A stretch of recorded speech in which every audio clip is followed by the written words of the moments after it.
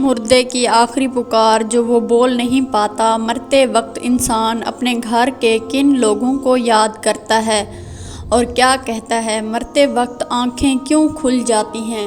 اللہ تعالیٰ نے قرآن مجید میں موت کو اجل سے تعبیر فرمایا ہے۔ اجل کے معنی ہیں کسی چیز کا مقرر وقت جو کسی قیمت پر نہ ٹلے۔ موت ایک ایسی حقیقت ہے کہ جس سے انکار کسی کے لیے بھی ممکن نہیں۔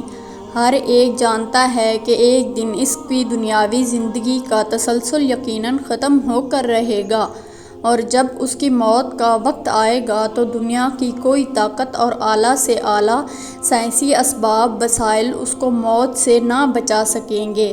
قرآن مجید کی سینکڑوں آیتوں میں موت، حشر اور جنت دوزخ کی تفصیل کا ذکر کیا گیا ہے اور لوگوں کو اس اٹل حقیقت کے لیے تیار رہنے کا حکم فرمایا گیا ہے۔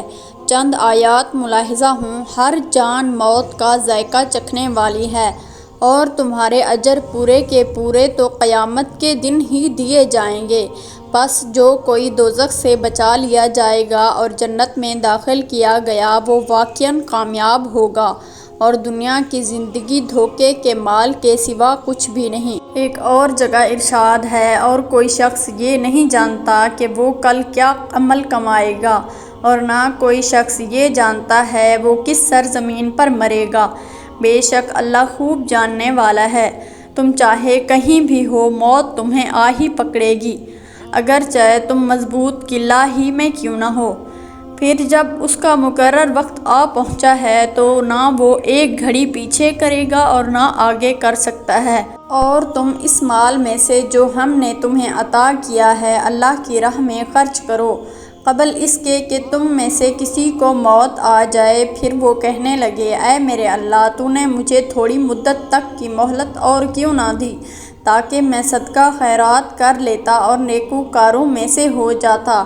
اور اللہ ہرگز کسی شخص کو مہلت نہیں دیتا جب اس کی موت کا وقت آ جاتا ہے، اور اللہ ان کاموں سے خوب آگاہ ہے جو تم کرتے ہو۔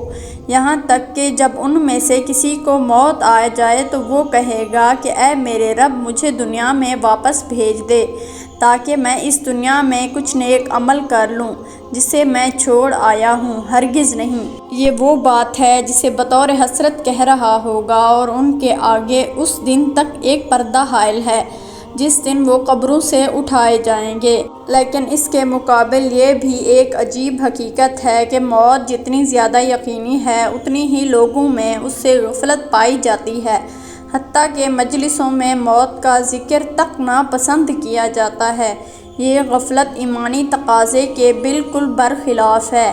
مومن کی شان یہی ہے کہ وہ کثرت سے موت کو یاد کیا کریں، اور جہاں تک ممکن ہو آخرت کی تیاری کے لیے ہر وقت فکر مند رہنا چاہیے۔ قرآن مجید کی سینکڑوں آیتوں میں موت، حشر اور جنت کی تفصیلات کا ذکر کیا گیا ہے، اور انبیاء کرام کی ایک اہم ترین مقصد یہ بھی تھا کہ انسان کو اس کے اصلی اور دائمی وطن سے آگاہ کر کے وہاں کی دائمی نعمتوں کا اسے مستحق بنا دیا جائے۔ اس حوالے سے کچھ احادیث ملاحظہ ہوں۔ حضرت ابو ہریرہ سے روایت ہے کہ رسول صلی اللہ علیہ وآلہ وسلم نے فرمایا، لذتوں کو ختم کرنے والی چیز یعنی موت کو یاد کیا کرو۔ حضرت ابو موسیٰ حضور صلی اللہ علیہ وآلہ وسلم سے روایت کرتے ہیں کہ آپ صلی اللہ علیہ وآلہ وسلم نے فرمایا کہ جو اللہ تعالیٰ سے ملاقات کو پسند کرتا ہے اللہ تعالیٰ بھی اس سے ملاقات پسند کرتا ہے، اور جو اللہ تعالیٰ سے ملنا ناپسند کرتا ہے اللہ تعالیٰ بھی اس سے ملنا ناپسند فرماتے ہیں۔ یہ حدیث متفقہ علیہ ہے۔ حضرت ابی بن قعب سے روایت ہے کہ جب رات کا تہائی حصہ گزر جاتا تو حضور اکرم صلی اللہ علیہ وآلہ وسلم اٹھ کھڑے ہوتے اور فرماتے، اے لوگو اللہ تعالیٰ کو یاد کرو، اے لوگو اللہ تعالیٰ کو یاد کرو۔ قیامت کا پہلا نفخہ آ چکا اور دوسرا نفخہ اس کے تابع ہوگا۔ موت اپنی ہولناکیوں سمیت آ پہنچے گی، موت اپنی سختیوں سمیت آ چکی، رسول صلی اللہ علیہ وآلہ وسلم نے فرمایا، دنیا میں اس طرح رہو جیسے تم ایک راہ چلتے مسافر ہو یا کسی منزل کے راہی۔ حضرت عبداللہ بن عمر کہا کرتے ہیں کہ جب شام ہو جائے تو صبح کا انتظار نہ کرو، اور جب صبح ہو جائے تو شام کا انتظار نہ کرو، اور بیماری سے پہلے صحت کو اور موت سے پہلے زندگی کو غنیمت سمجھو۔ یعنی دنیا کی عیش و عشرت میں کھو کر آخرت کو بھول جاؤ گے تو موت کے وقت پچھتاؤ گے کہ کاش میں نے آخرت کے لیے کوئی زاد رہ جمع کیا ہوتا۔ اس طرح بیماری کے عالم میں انسان انتہائی چاہت خواہش کے باوجود بہت سے کام نہیں کر سکتا، تو عالم صحت میں جب انسان کی ساری توانائیاں عروج پر ہوتی ہیں، وہ اعمال خیر کیوں بجا نہیں لاتا کہ بعد میں کف افسوس نہ ملنا پڑے۔ اس لیے کہا گیا ہے، دنیا آخرت کی کھیتی ہے، یعنی دنیا میں ایمان و عمل کی جو فصل کاشت کرو گے، آخرت میں اسی کا پھل پاؤ گے۔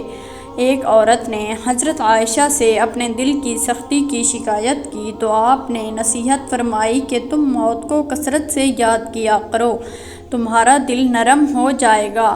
حضرت علی ابن ابی طالب فرماتے ہیں کہ قبر عمل کا صندوق ہے اور موت کے بعد اس کی خبر ملے گی۔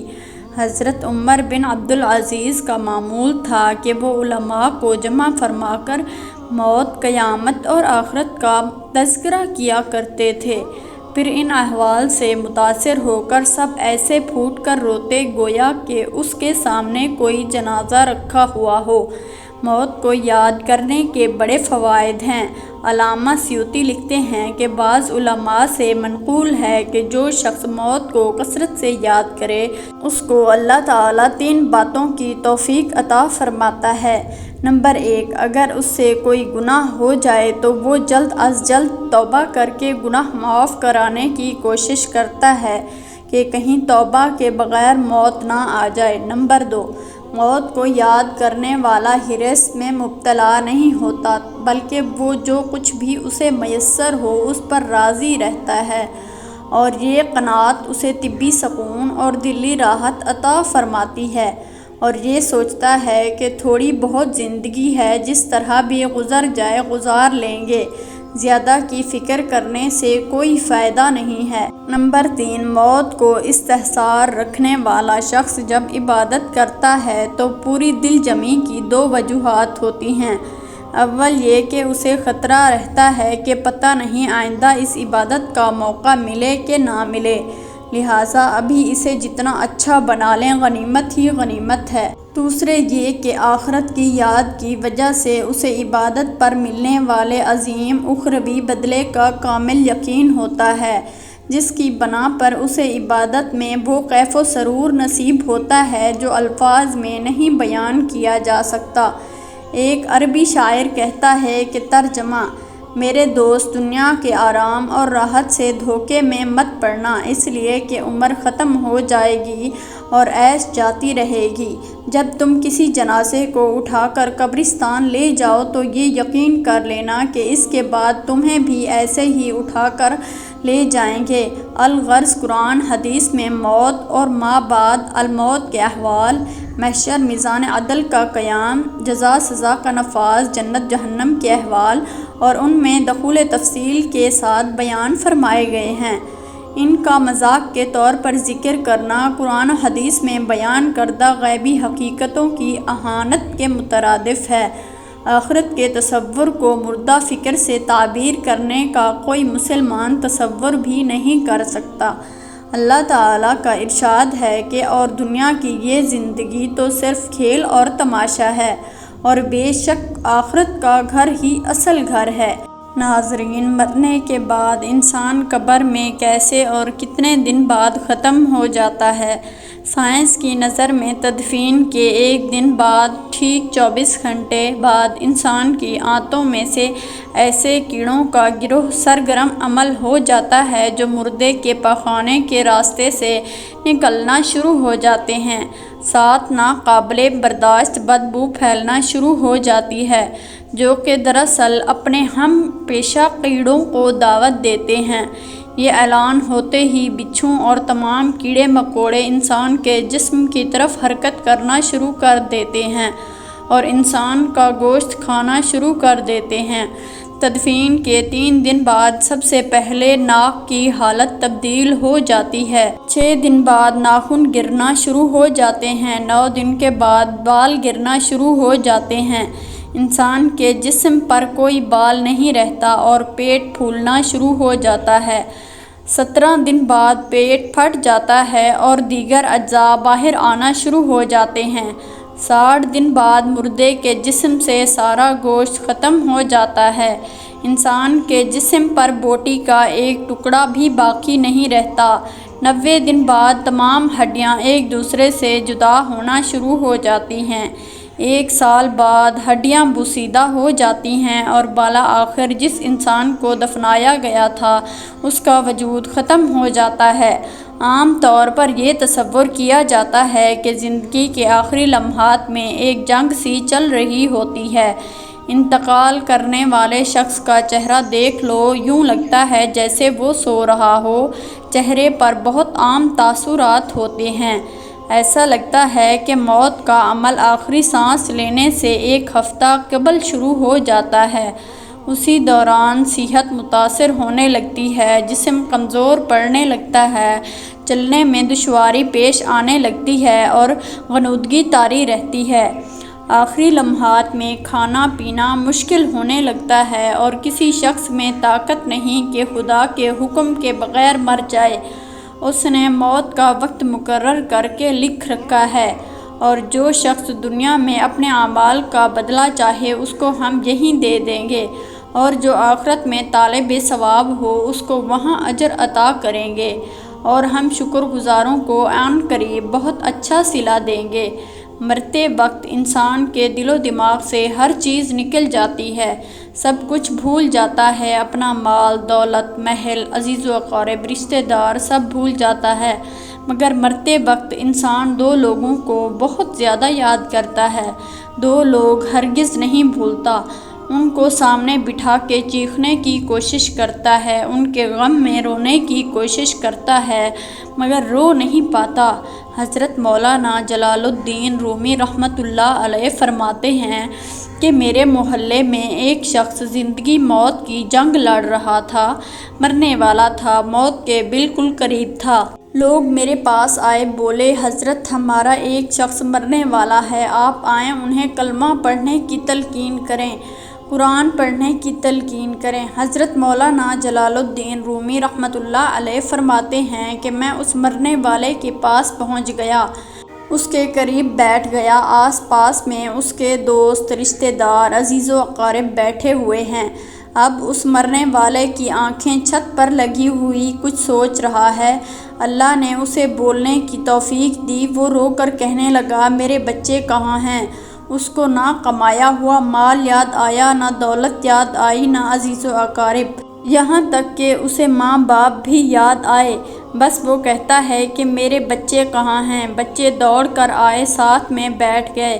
پھر کہتا ہے میری بیوی کہاں ہے؟ بیوی دوڑ کر آئی اور ساتھ بیٹھ گئی۔ اب کہتا ہے کہ تمہیں دیکھ کے میرا دل رو رہا ہے، سوچ رہا ہوں کہ میرے مر جانے کے بعد میرے بچوں کا کیا بنے گا۔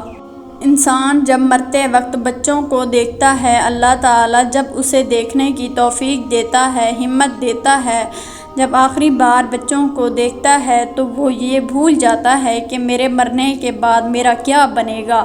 یہ سوچتا ہے کہ میرے مرنے کے بعد میری اولاد کا کیا بنے گا، میرے مرنے کے بعد پتہ نہیں میرے ان بچوں کا میری طرح کوئی خیال رکھے گا یا نہیں۔ اس کی آنکھیں رو رہی ہیں۔ بیوی کو نصیحت کرنے لگا کہ میں تو دنیا چھوڑ کے جا رہا ہوں، مجھ پہ ایک احسان کیجیے گا کہ میرے ان بچوں کو قرآن مجید کی تعلیم لازمی دیجیے گا۔ ان کے منہ سے نکلا اللہ کا نام میری قبر کو روشن کر دے گا، مجھے جہنم کی آگ سے، اللہ کے عذاب سے دور کر دے گا۔ ان کو دین کی تعلیم دینا۔ ایک واقعہ ملاحظہ فرمائیں، حضرت سیدنا موسیٰ علیہ السلام کا ایک قبرستان سے گزر ہوا۔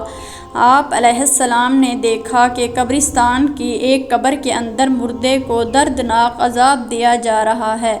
مردہ عذاب میں مبتلا ہے، اس کی قبر جہنم کے گڑھوں میں سے گڑھا بنی ہوئی ہے۔ مردہ عذاب میں مبتلا ہے، چیخ و پکار کر رہا ہے۔ حضرت سیدنا موسیٰ علیہ السلام آگے چلے گئے۔ کام کرنے کے بعد واپسی جب اسی راستے سے گزر ہوا، آپ نے دیکھا وہی جہنم میں جلنے والا شخص اس کی قبر میں عذاب دیا جا رہا تھا۔ اب وہ شخص جنت میں ٹہل رہا ہے، اس کی قبر جنت کا باغ بنی ہوئی ہے۔ آپ علیہ السلام نے دونوں ہاتھ اٹھائے، عرض کی، میرے مالک، تھوڑی دیر پہلے میں یہاں سے گزرا تھا، یہی قبر جہنم کے گڑھوں میں سے گڑھا بنی ہوئی تھی، تھوڑی دیر کے بعد یہ جنت کے باغوں میں سے ایک باغ کیسے بن گئی؟ اللہ تعالیٰ نے فرمایا، موسیٰ، یہ شخص جب مرا تھا، مرنے سے پہلے اپنی بیوی کو حاملہ چھوڑ کر مرا تھا۔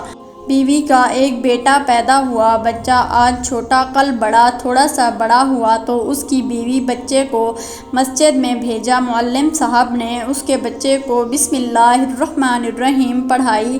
جب اس کے بچے نے بسم اللہ پڑھی تو موسیٰ، مجھے حیا آئی کہ اس کا بچہ میرا نام لے اور میں اپنا نام لینے والے بچے کے باپ کو جہنم میں ڈالوں، یہ میری رحمت گوارا نہیں کرتی۔ اس لیے ہمیں چاہیے کہ اپنے بچوں کو قرآن مجید کی تعلیم دیں۔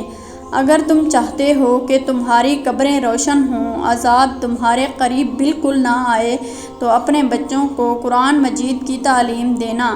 حضرت مولانا جلال الدین رومی رحمۃ اللہ علیہ فرماتے ہیں، وہ شخص توبہ کرتا کرتا یہ کہتا کہ میرے بچوں کو قرآن کی تعلیم دینا، ایک دم اس کی زبان لڑکھڑانے لگی، اس کا بدن کانپنے لگا، موت کا فرشتہ آ گیا روح نکالنے کے لیے۔ فرماتے ہیں کہ جب انسان کی روح نکلتی ہے تو اس کا منہ کھل جاتا ہے، دونوں ہونٹ ایک دوسرے سے جدا ہو جاتے ہیں۔ انسان کی روح انسان کے پیروں سے نکلتی ہوئی اوپر کی طرف آتی ہے، جب دل اور پھیپھڑوں تک پہنچتی ہے تو وہ یہ لمحہ ہوتا ہے کہ یہ وہ وقت ہوتا ہے جب انسان زندگی میں پہلی بار فرشتے اور شیطان کو دیکھتا ہے۔ یہ وہ مرحلہ ہوتا ہے جب انسان کے ایک طرف شیطان اس کے کان میں غلط مشورہ ڈالتا ہے اور دوسری طرف اس کی زبان سے اس کے عمل کے مطابق الفاظ نکلنے لگتے ہیں۔ اگر انسان نیک ہوتا ہے، نمازی ہوتا ہے، عبادت گزار ہوتا ہے تو پھر اس کا دماغ اس کی زبان کو کلمہ پڑھنے کی تلقین کرتا ہے، درود پڑھنے کی تلقین کرتا ہے، اور اگر انسان نیک نہیں ہوتا تو پھر اس کا جو دماغ ہوتا ہے وہ عجیب سی ہیبت کا شکار ہو جاتا ہے اور انسان شیطان کے مشورے کو قبول کر بیٹھتا ہے۔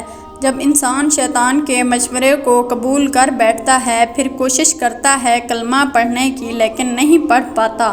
ناظرین، آج ہماری آنکھیں کھلی ہیں، آج ہماری سانسیں چل رہی ہیں، اس سے پہلے کہ یہ وقت گزر جائے کہ زندگی کے لمحے میرے اور آپ کی غنیمت ہیں، آخرت کے لیے کچھ اکٹھا کر لو، مرنے سے پہلے پہلے قبر کی روشنی بنا لو۔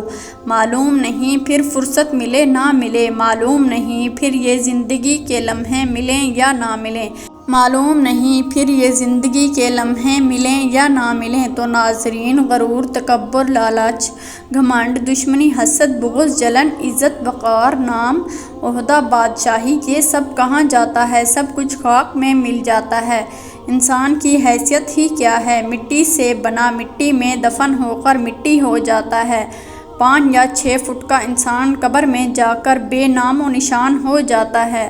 دنیا میں اکڑ کر چلنے والا، اپنے آپ کو طاقتور سمجھنے والا، دوسروں کو حقیر سمجھنے والا، دنیا پر حکومت کرنے والا، قبر میں آتے ہی اس کی حیثیت صرف مٹی رہ جاتی ہے۔ لہٰذا انسان کو اپنی ابدی اور ہمیشہ کی زندگی کو خوبصورت اور پرسکون بنانے کے لیے ہر لمحہ فکر کرنی چاہیے، انسان کو یاد کرنا چاہیے، ہر نیک عمل اور عبادت میں اخلاص پیدا کرنا چاہیے اور خاتمہ بالخیر کی دعا کرنی چاہیے۔ اللہ تعالیٰ مجھے اور آپ سب کو اچھے اعمال کی توفیق عطا فرمائے اور ہمارا خاتمہ ایمان پر کرے اور مرتے وقت کلمہ طیبہ نصیب فرمائے، آمین۔